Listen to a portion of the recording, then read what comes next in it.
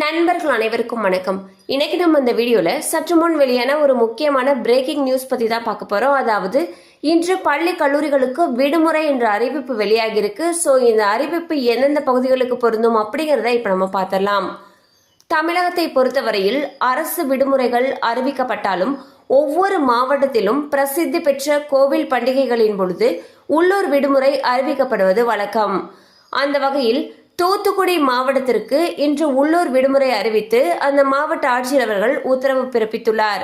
அதாவது தூத்துக்குடி பனிமய மாதா பேராலய திருவிழா உலக புகழ் பெற்றது.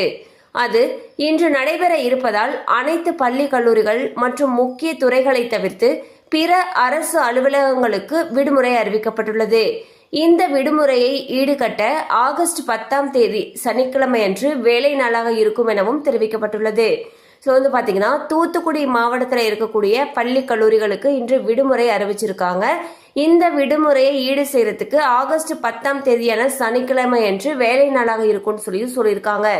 கண்டிப்பாக இந்த அப்டேட் உங்களுக்கு பயனுள்ளதாக இருந்திருக்கும் நம்புறோம். மேலும் இது போல அப்டேட்ஸ் உங்களை உடனே ரீச் ஆகணும்னு நினைச்சீங்கன்னா நம்ம சேனலோட தொடர்ந்து இணைந்திருங்கள். தேங்க்யூ ஃபார் வாட்சிங்.